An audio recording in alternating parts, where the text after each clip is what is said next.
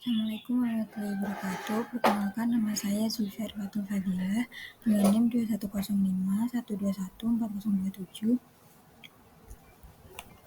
Kali ini saya akan membahas tentang measurement and matrix dan demand cycle. Pertama ada measurement. Sebelumnya saya akan membahas tentang CSI atau Continual Service Improvement, bertujuan melakukan peningkatan layanan TI melalui peningkatan proses-proses manajemen layanan dan peningkatan unjuk kerja komponen-komponen TI pendukungnya. Untuk itulah, mayoritas aktivitas dalam CSI adalah pengukuran. Pengukuran atau measurement adalah hasil pengukuran masing-masing variabel pengukuran. Pengukuran adalah prasyarat untuk perbaikan. Alasan adanya pengukuran antara lain, yang pertama, untuk menunjukkan bahwa suatu operasi atau layanan telah dilakukan sesuai dengan persyaratan atau spesifikasi. Yang kedua, untuk membuktikan kepada pemangku kepentingan bahwa mereka menerima apa yang ditugaskan dan untuk apa mereka ditugaskan yang mungkin telah mereka bayar. Yang ketiga, untuk membandingkan kinerja suatu operasi atau layanan lainnya, seperti pada sebuah tolak ukur. Yang terakhir, untuk menetapkan garis dasar yang mewakili situasi saat ini dan dari mana situasi tersebut akan terjadi, menunjukkan variasi di masa depan. Selanjutnya yaitu matriks.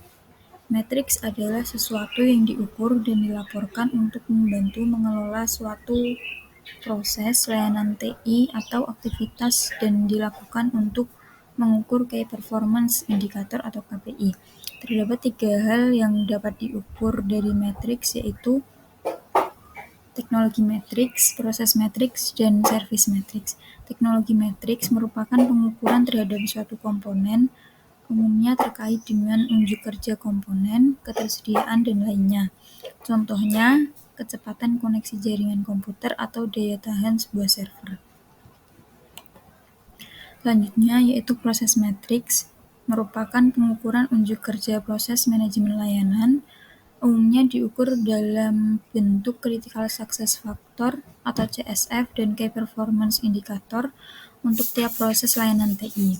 Contohnya, proses Availability Management diukur dengan seberapa sering sebuah server mati dan seberapa lama hidupnya kembali, atau proses Incident Management diukur dengan jumlah insiden yang dapat ditangani dalam 1 bulan. Selanjutnya yaitu service matrix, merupakan pengukuran kualitas keseluruhan sebuah layanan dari sudut pandang pengguna, yaitu end-to-end service performance. Contohnya, kecepatan loading sebuah layanan website, kecepatan layanan email pengiriman ke alamat tujuan, atau availabilitas layanan. Selanjutnya yaitu Critical Success Factor atau CSF, merupakan sesuatu yang harus terjadi jika kita menginginkan sebuah proyek, rencana, atau layanan TI sukses sasaran atau objektif tercapai. CSF bersifat kualitatif, seperti contoh pada pernyataan untuk insiden manajemen, yaitu penyelesaian setiap insiden yang terjadi dengan cepat atau kepuasan pelanggan selalu terjaga. Selanjutnya, Key Performance Indicator atau KPI merupakan ukuran pencapaian dari sebuah CSF dan digunakan untuk mengukur pencapaian faktor penentu keberhasilan. Untuk mengukur proses manajemen layanan TI, KPI seringkali mengukur 4 hal, yaitu yang pertama compliance, quality, performance, dan value. Compliance merupakan berisi mengenai apakah staf telah melaksanakan aktivitas sesuai SOP. Lalu quality berisi tentang bagaimana efektivitas dan efisiensi dari proses yang dijalankan. Yang ketiga, performance berisi tentang bagaimana kecepatan dan akurasi dari aktivitas-aktivitas proses. Lalu yang terakhir ada value, berisi tentang apakah proses benar-benar telah menghasilkan sesuatu yang berbeda. Selanjutnya, KPI dibedakan menjadi dua, yaitu kualitatif KPI dan kuantitatif KPI. Kualitatif KPI merupakan sebuah pencapaian CSF yang diukur pada indikator kualitatif yang dikuantifikasikan. Lalu untuk kuantitatif KPI merupakan pencapaian sebuah CSF yang diukur pada indikator kuantitatif. Nah, selanjutnya ada tujuan dari baseline. Yang pertama, untuk memberikan titik referensi yang dapat digunakan untuk menunjukkan perbaikan di masa depan. Lalu yang kedua, untuk mengukur kesehatan suatu operasi atau proses untuk melihat apakah memerlukan perhatian.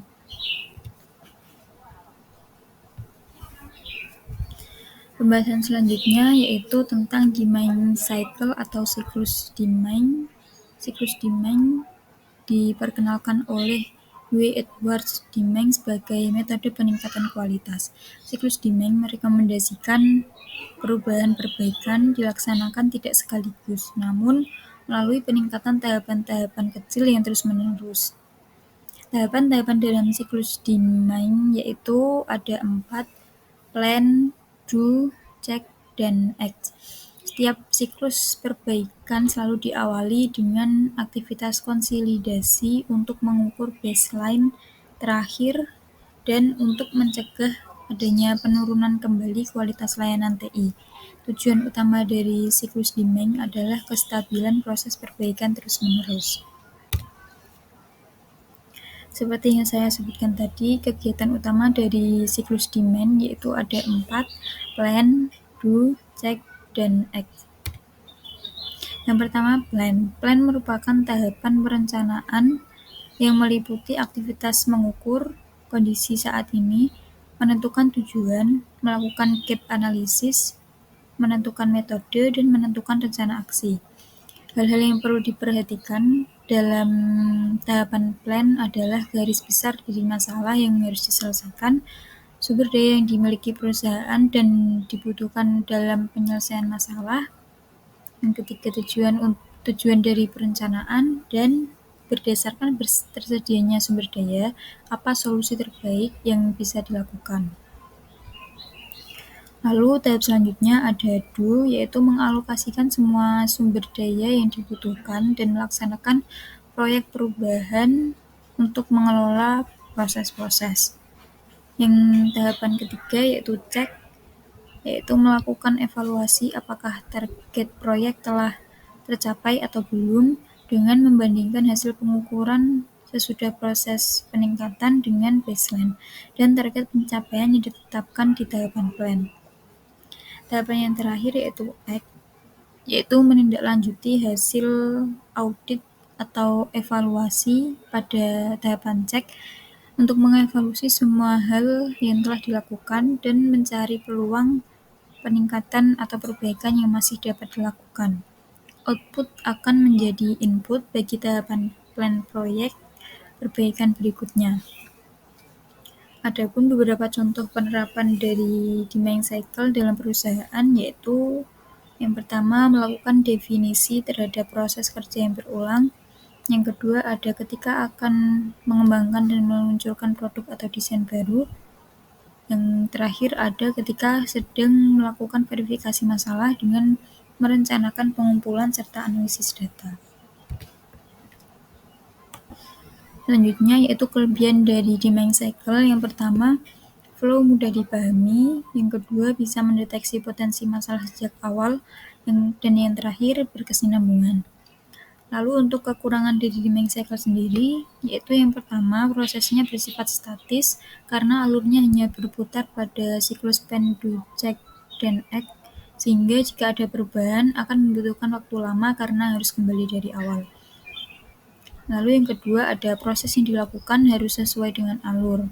Yang ketiga, implementasi yang terkadang tidak sesuai dengan tahap-tahap sebelumnya, sehingga output yang dihasilkan tidak sesuai rencana. Mungkin itu saja yang dapat saya sampaikan. Kurang lebihnya saya mohon maaf. Terima kasih. Wassalamualaikum warahmatullahi wabarakatuh.